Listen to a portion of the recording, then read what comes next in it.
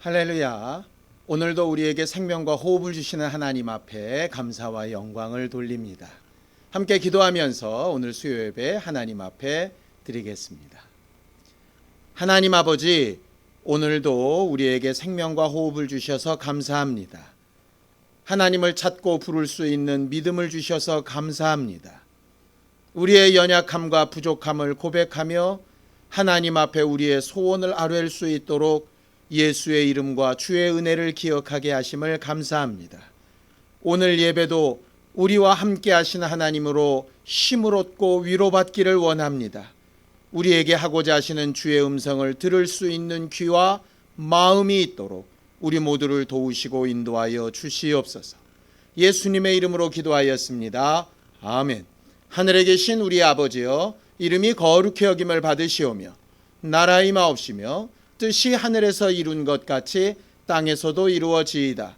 오늘날 우리에게 일용할 양식을 주옵시고 우리가 우리에게 죄 지은 자를 사하여 준 것 같이 우리 죄를 사하여 주옵시고 우리를 시험에 들게 하지 마옵시고 다만 악에서 구하옵소서.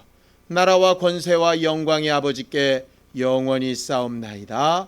아멘. 찬송가 366장 함께 찬양하겠습니다. 찬송가 366장입니다.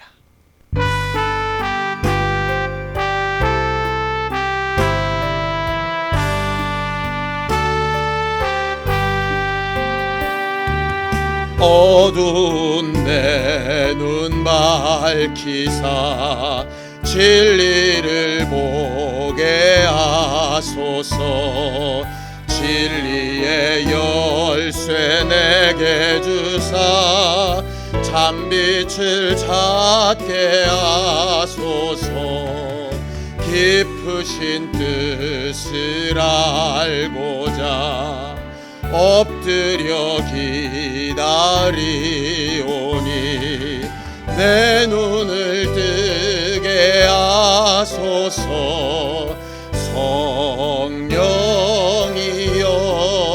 성령이여 각혀진 내 귀 여시사 주님의 귀한 음성을 이 귀로 밝히 들을 때에 내 기쁨 한량 없겠네.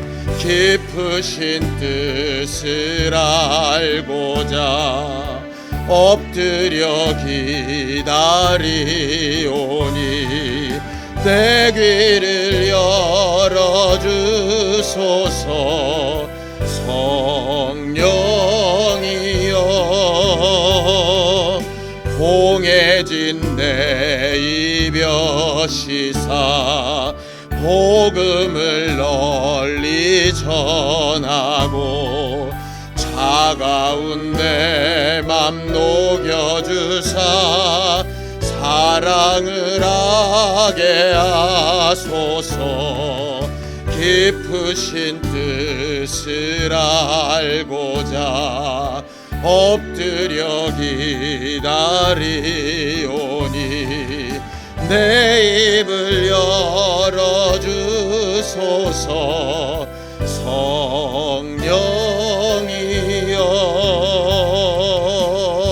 성령이여. 하나님 아버지, 잘 말하고 제대로 듣는 우리 모두가 되기를 원하며 오늘도 하나님의 말씀을 사모하여 섰습니다. 전하는 자도 듣는 자들도 다 각각 성령 앞에서 주의 음성을 제대로 듣고 전할 수 있는 순종하는 심령들이 되게 하여 주시옵시고 우리의 선입견이나 잘못된 생각들보다 하나님의 말씀이 더 앞서 움직이시는 것을 체험하게 하여 주시옵소서. 믿음으로 언금한 손길들 위에 복을 주시고 저들이 하나님을 사랑하여 행하는 모든 일에 응답하시며 하나님이 저들과 함께 계신 증거를 보게 하여 주시옵소서. 예수님의 이름으로 기도하였습니다. 아멘. 하나님의 말씀은 사도행전 21장 27절에서 40절까지 말씀을 함께 합독하겠습니다. 사도행전 21장 27절에서 40절까지 말씀을 함께 합독하겠습니다. 함께 읽습니다. 시작.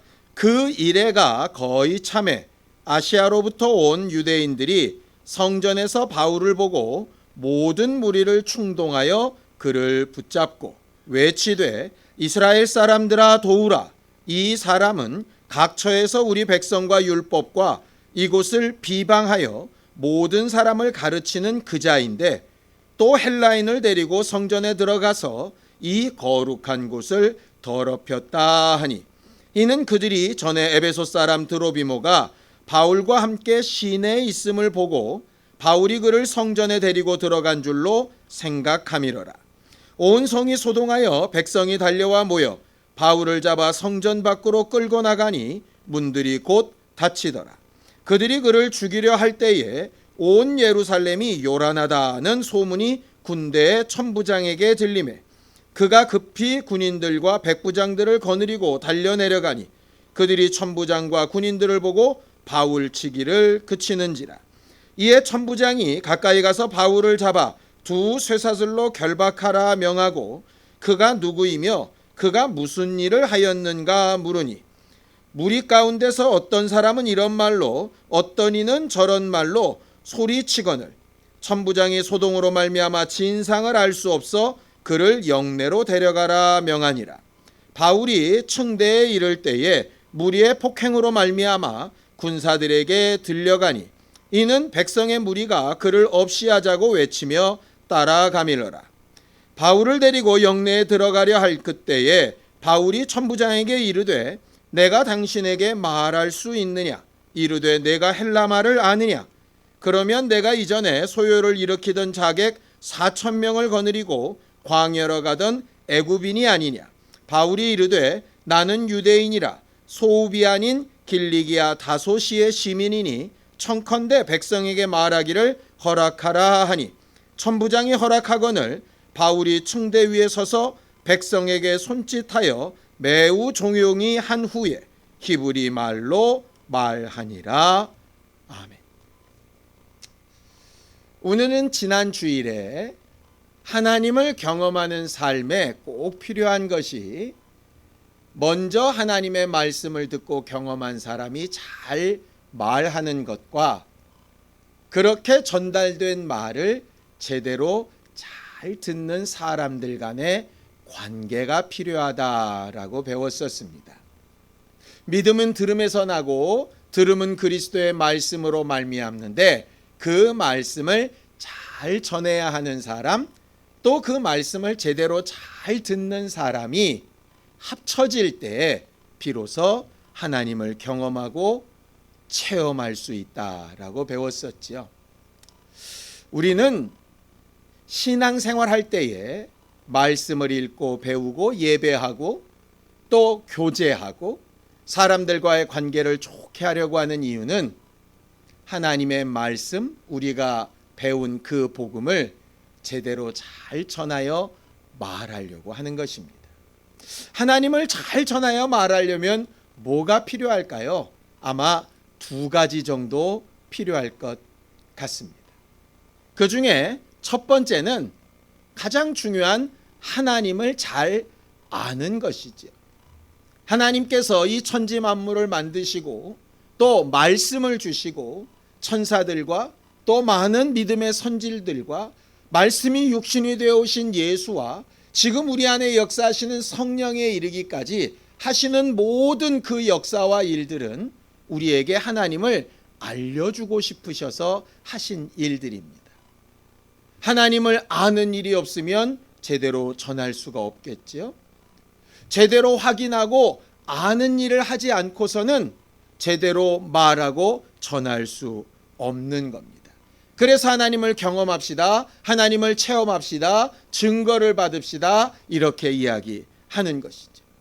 예수께서도 이 땅에 오셔서 그의 제자들과 사람들에게 이렇게 이야기하십니다. 요한복음 3장 11절에 보면 진실로 진실로 내게 이르노니 우리는 아는 것을 말하고 본 것을 증언하노라.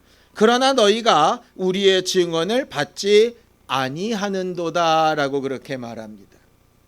우리가 말을 전할 때 우리가 아는 것, 경험한 것, 그걸 가지고 말할 수 있어야 하는 것이죠. 그래서 성경은 계속해서 하나님을 경험하는 일들에 대하여 기록하고 있습니다. 죄인들도 하나님을 경험하고 의인들도 하나님을 경험합니다. 많이 배운 자도 하나님을 경험하고 그렇지 못한 이들도 하나님을 경험합니다. 여러 가지 모양으로 하나님이 가장 귀하게 여기시는 것은 하나님이 살아계시고 어떤 분이다라고 하는 것을 경험하는 일입니다. 그 경험을 부정하는 자들에게 하나님께서 매우 마음 아파하시죠. 구약에 보면 아하스 왕이라고 하는 왕이 있습니다. 처음에는 꽤 훌륭한 왕이었는데 나중에는 타락하게 되어지지요. 타락한 그 왕에게 이사야 선지자는 임마누엘이라고 하는 증거를 보여주기 위해서 왕에게 증거를 구하라고 하나님께서 응답하실 거라고 말합니다. 그런데 아하스는 믿음이 없으면서도 믿음 있는 채 하면서 자기는 하나님 앞에 증거를 구하지 않겠다고 이렇게 얘기합니다. 진짜 믿음의 고백, 확실히 알고 믿어져서 증거가 필요 없다는 게 아니라 그런 것 자체를 별로 좋아하지 않는 것이죠. 반대로 믿음이 없는 것처럼 보였던 도마에게는 예수께서 이렇게 말씀하시죠. 내 손가락을 들어서 내 옆구리와 내 손바닥에 못자국에 넣어보고 믿음 없는 자가 되지 말고 좀 믿음 있는 자가 되어라. 왜냐? 부족하고 연약해 보여도 확실하게 체험하고 확실하게 아는 것이 있어야 전달할 수 있는 것이죠. 안다는 것 굉장히 중요한 문제입니다. 그래서 호세아서 6장 3절에는 분명히 하나님을 압시다. 아주 힘써서 압시다. 하나님은 새벽빛처럼 일정하게 늘상 우리와 함께하고 계시니 우리가 힘써 노력하여 하나님을 알려고만 한다면 알 수 있게 됩니다 라고 말하고 있습니다. 아하스 왕처럼 마치 뭔가 그런 증거나 확증이 없어도 나름 믿음이 있는 것처럼 착각하며 살지 말고 하나님 앞에 증거를 겸손히 구할 수 있는 우리 모두가 되었으면 참 좋겠습니다. 두 번째는 알고 경험한 것이 있다면 이것을 잘 전달하여 말할 수 있는 기술이 필요하겠지요. 똑같은 것을 알아도 누가 말하느냐에 따라서 굉장히 설득력이 있기도 하고 그렇지 않은 경우도 있습니다. 그래서 사실 말하는 사람의 인격, 말하는 사람의 기술, 지식 수준 이런 것들 굉장히 많이 필요합니다. 그런데 그런 것도 참 필요하나 그것만 가지고는 되지 않는 부분에 대해서 분명히 사도 바울은 이야기합니다. 왜냐하면 아덴이라고 하는, 지금으로 따지면 그리스도의 수도는 아테네지요. 아테네에 가서 철학자들과 대화할 때 굉장히 현란한 말솜씨로 그들에게 많은 이론들을 가르쳤지만 그들을 예수 믿게 만들 수가 없었습니다. 철학이라면, 논쟁이라면, 둘째가라면 서러워할 수 있는 바울일지라도 말의 기술이나 사람의 지식만 가지고는 하나님의 역사를 다 말할 수 없는 것이죠. 그걸 이렇게 표현합니다. 고린도전서 2장 4절에서 5절까지 내 말과 내 전도함이 설득력 있는 지혜의 말로 하지 아니하고 다만 성령의 나타나심과 능력으로 하여 너희 믿음이 사람의 지혜에 있지 아니하고 다만 하나님의 능력에 있게 하려 하였다 이렇게 말합니다. 이건 비단 사도 바울의 문제만이 아닙니다. 예수께서도 자기가 말할 것과 이를 것을 성령께서 가르쳐 주셨다. 내게 명령하여 주셨다. 그래서 내가 내 임의로 말하는 게 아니라 하라고 하시는 말씀을 하라고 하는 때에 제대로 전달하며 능력으로 증거하였다라고 요한복음 12장 49절에 고백하고 계시죠. 그리고 현재의 교회 우리들에게는 동일하신 성령께서 할 말을 주시겠다라고 말씀하고 있습니다. 우리 스스로의 준비인 지식과 능력도 굉장히 준비해야 되지만 성령께서 가르치시고 도우시는 능력이 훨씬 더 많이 필요하다라고 하는 것이죠. 그래서 하나님을 경험하고 체험하는 일에 말씀과 기도가 필요하고 또 그 말을 잘 전하는 데에도 말씀과 기도가 필요한 것입니다. 그럼 제대로 들으려면 듣는 사람에게는 뭐가 필요할까요? 제가 볼 때 단 한 가지만 있으면 될 것 같습니다. 겸손함입니다.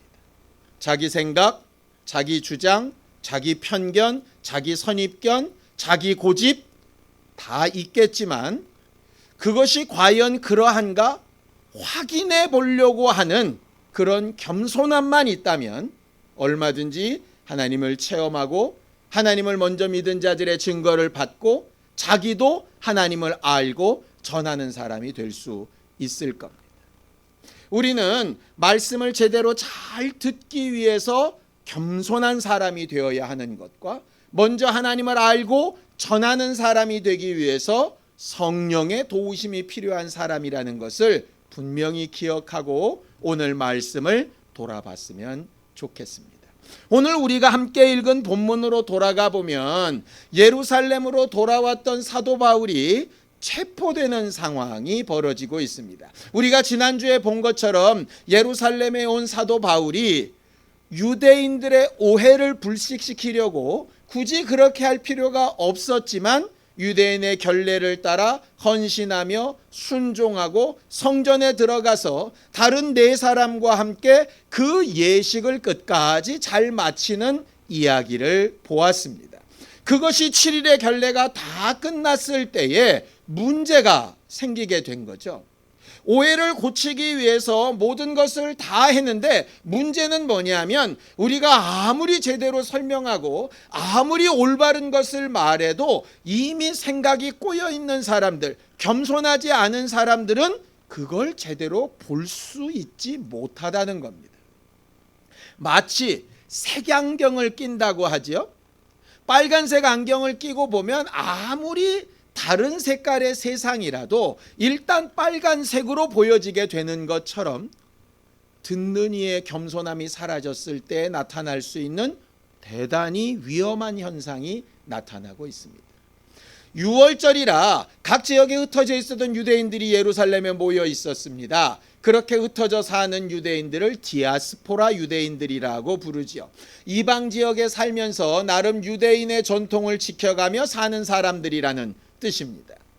그 유대인들이 사도 바울이 전례를 지켜서 예루살렘 성전에 있는 것을 보고 오해를 하게 됩니다. 성경을 좀 읽어보죠. 27절 28절입니다. 함께 읽습니다. 시작. 그 이래가 거의 참에 아시아로부터 온 유대인들이 성전에서 바울을 보고 모든 무리를 충동하여 그를 붙들고 외치되 이스라엘 사람들아 도우라. 이 사람은 각처에서 우리 백성과 율법과 이곳을 비방하여 모든 사람을 가르치는 그자인데 또 헬라인을 데리고 성전에 들어가서 이 거룩한 곳을 더럽혔다라고 말을 합니다.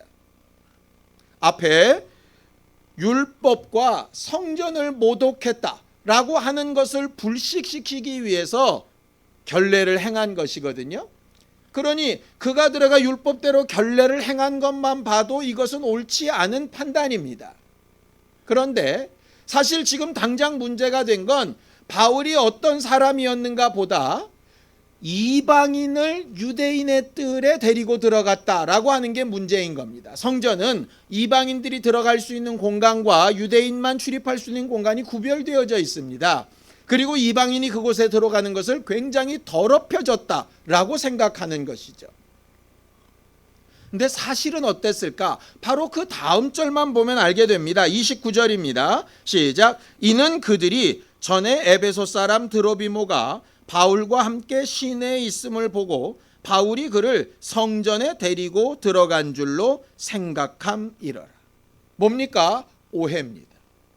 근데 오해가 자기들이 보고 경험하고 알고 있는 어떤 사실 위에 있다 보면 이게 연결되어져 모두가 다 사실인 것처럼 착각이 되는 것이죠. 우리는 바보가 아니기 때문에 처음부터 틀린 얘기들은 잘 못 듣습니다. 뭐 그런 것도 오해할 수 있겠지만 대부분 정상적인 상황이라면 처음부터 어그러진 사실은 우리가 받아들이기가 참 어렵다는 거죠. 그런데 일정 부분 확인한 사실에 덧붙여서 추가된 생각들에 대해서는 우리가 잘 검증을 못하고 받아들이게 되는 거죠. 에베소 사람인 드로비모라고 하는 사람이 바울과 함께 시내에 있었던 것 사실입니다. 바울이 성전에 있었던 것 사실입니다. 그런데 드로비모가 바울과 함께 성전에 들어간 건 사실이 아닙니다. 그런데 드로비모와 함께 있었으니 성전에서도 함께 있었을 것이라고 자기들이 생각을 한 거죠. 무슨 얘기냐? 믿고 싶은 대로 믿는 겁니다. 마치 예수께서 이 땅에 하셨던 모든 일들이 있습니다. 병을 고치시고 먹이시고 고치시고 위로하시고 눈물 닦아주시고, 그리고 그 모든 일들의 결과로 영혼을 구원하시고 복음을 전하려고 하셨죠. 반대의 경우도 있습니다. 채찍을 들고 상을 둘러 엎으시고 화 있을 진저 외식하는 서기관들과 바리새인들이라고 야단도 치시고 징계하시고 질책하시기도 하셨습니다. 이 모든 모습은 목적이 단 하나입니다. 복음을 복음되게 하기 위해서였죠. 그런데 사람들이 자기들이 보고 싶은 한 부분만 보고 그걸 전체라고 해석을 하는 겁니다. 하나님은 우리를 잘되게 하시고 복되게 하시는 분이야. 그렇게 믿고 있는 사람에게 자기가 원치 아니하는 좀 어렵고 슬프고 아픈 일들이 발생하면 이런 상황이 벌어집니다. 하나님 어디 계신 거지? 하나님이 하실 일이 아닌 것 같다. 이건 어느 누구의 문제야? 라고 하나님이 하신 부분을 폄훼하게 되지요. 반대도 마찬가지입니다. 예수께서 질책하시고 야단치신 것만 보고 예수께서 그렇게 정말 단호하게 무엇을 끊어내고 죽이고 형제를 미워하라 하시고 하는 그런 부분에만 몰입하게 되어지면 모든 신앙의 상태가 그래야 정상이라고 착각하게 되는 겁니다. 예수를 볼 때 예수께서 하신 모든 말씀, 하신 모든 일들을 전체적으로 보고 예수께서 왜 그렇게 하셨는가를 판단해야 되는데, 그렇게 판단하지 않고 자기가 보고 싶고 듣고 싶은 대로만 판단해서 믿는 것이죠. 그걸 가지고 자기는 믿음이 굉장히 좋다라고 얘기합니다. 열심히 있다고 얘기합니다.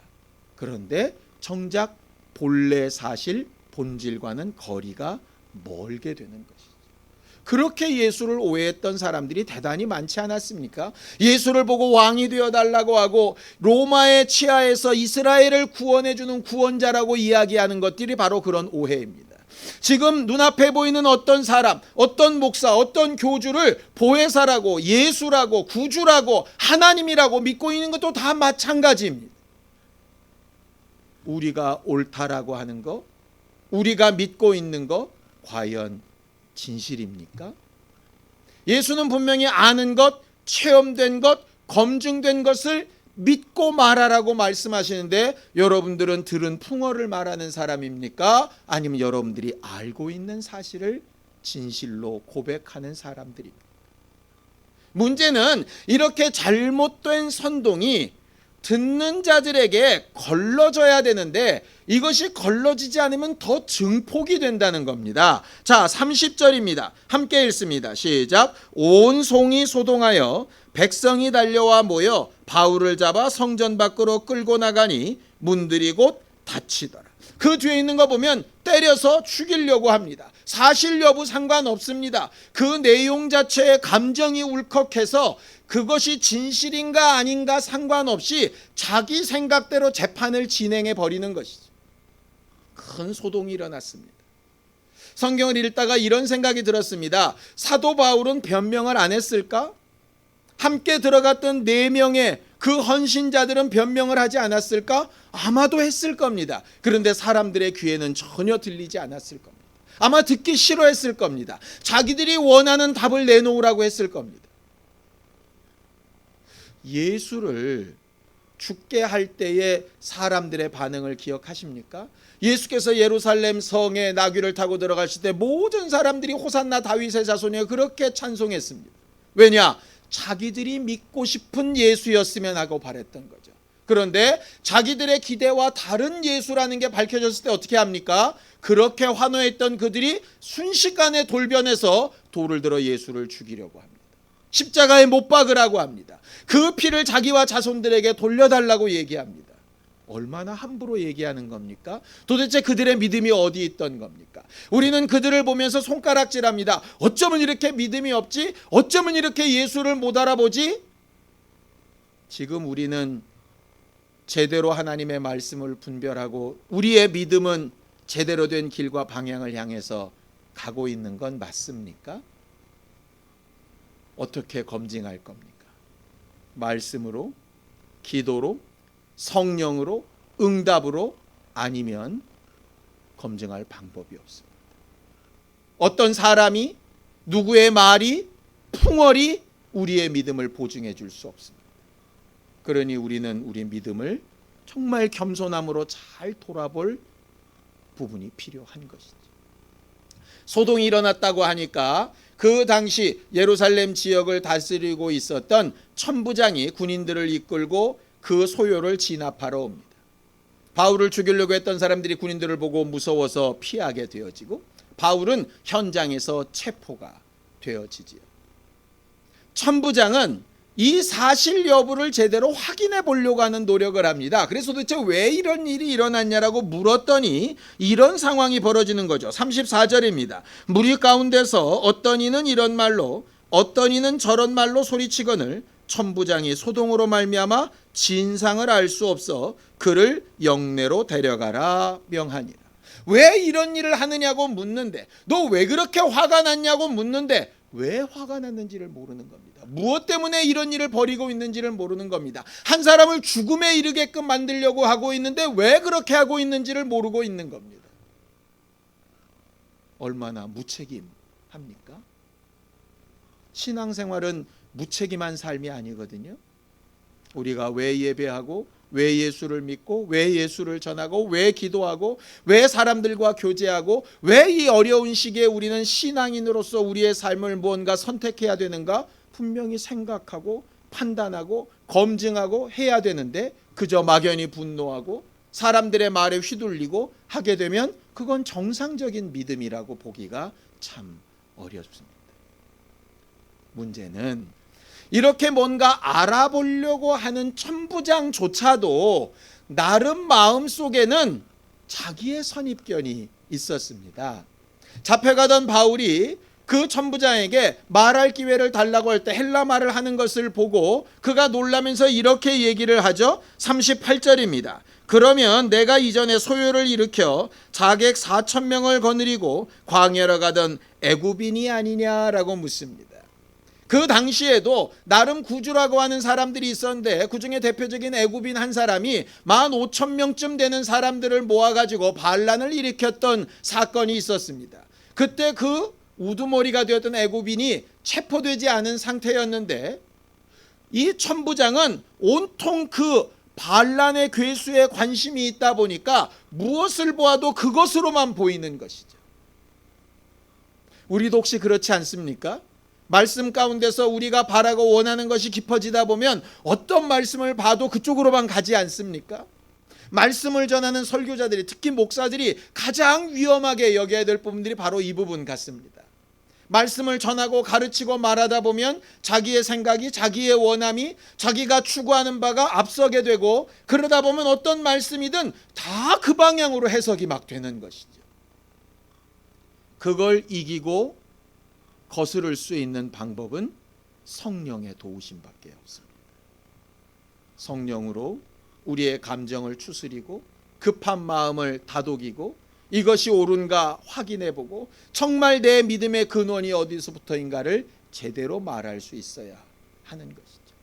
흥분하고 잘못된 소식을 전하고 감정적으로 사람을 죽이려고 하고 자기 선입견으로 사람을 판단했던 천부장과 달리 바울은 대단히 신앙인의 모습을 보입니다. 마치 예수 그리스도의 모습이 그 안에서 보입니다. 성경을 보죠. 39절 40절입니다. 함께 읽습니다. 시작. 바울이 이르되 나는 유대인이라 소읍이 아닌 길리기아 다소시의 시민이니 청컨대 백성에게 말하기를 허락하라 하니 천부장이 허락하거늘 바울이 층대 위에 서서 백성에게 손짓하여 매우 조용히 한 후에 히브리 말로 말하니라.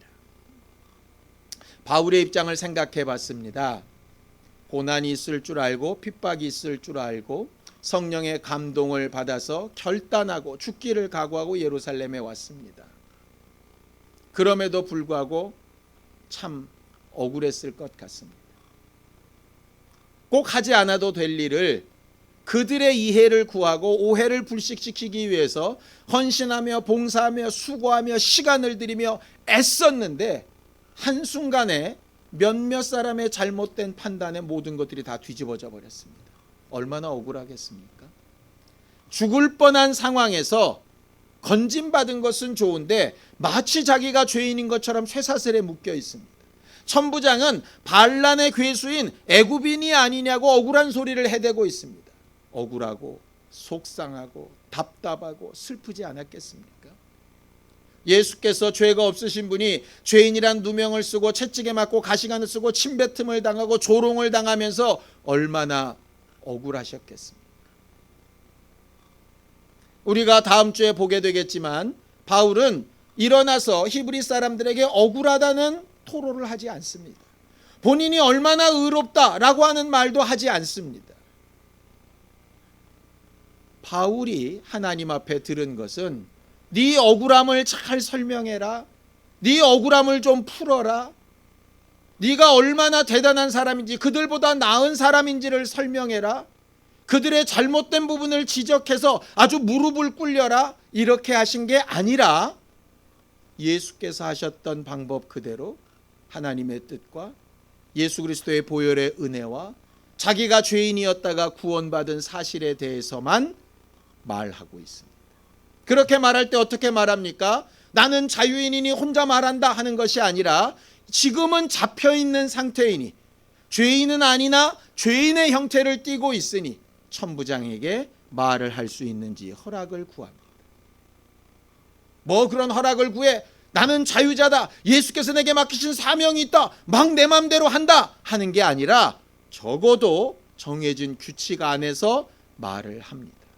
정중한 그의 부탁에 천부장은 말하도록 허락을 하죠. 층대 위에 올라가서 자기 소리만 하고 듣든지 말든지 내려오지 않습니다.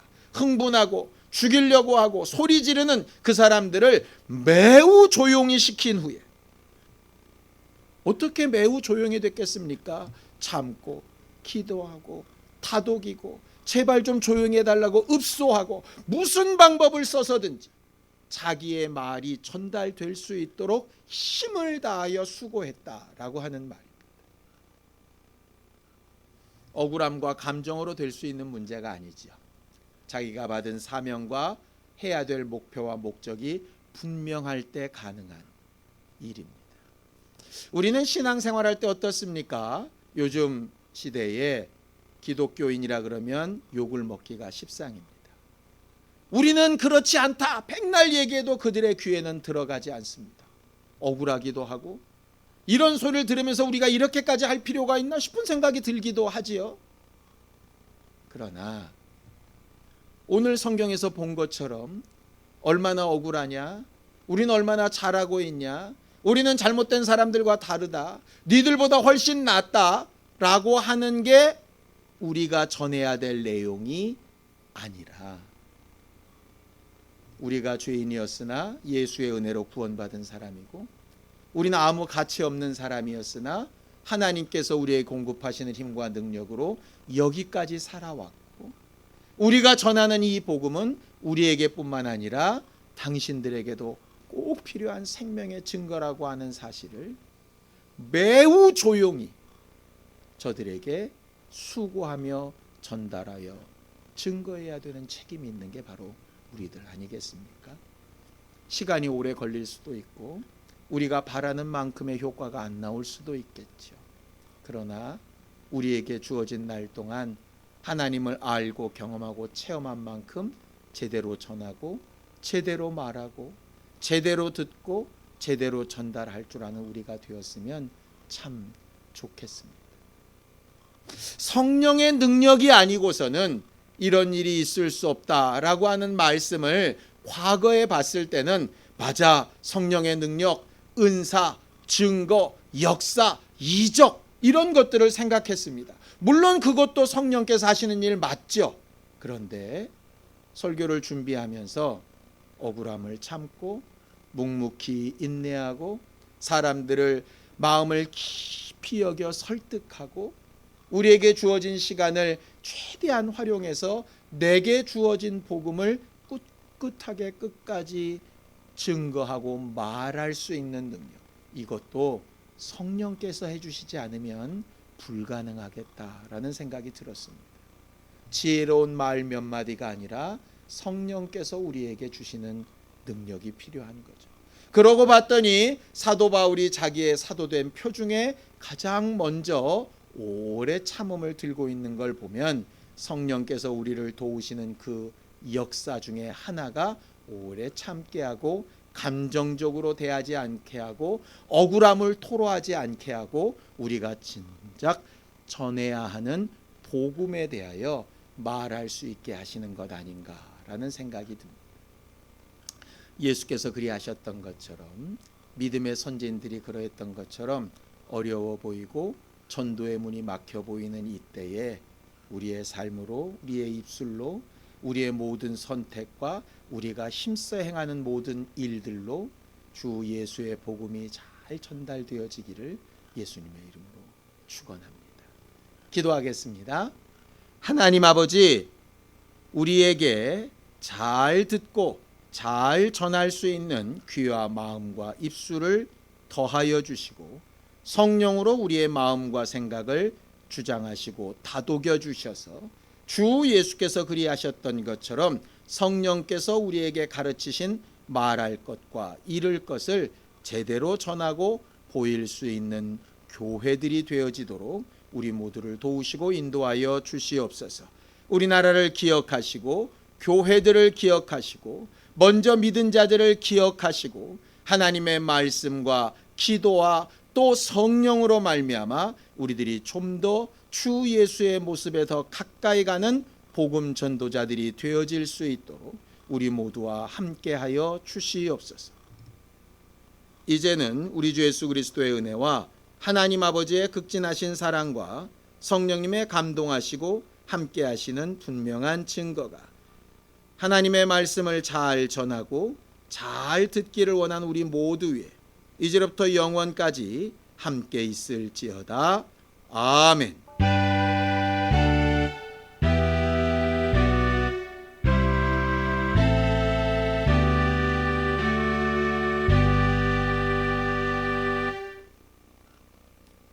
우리 예배 받으신 하나님 앞에 감사하며 끝내겠습니다. 수고하셨습니다. 감사합니다.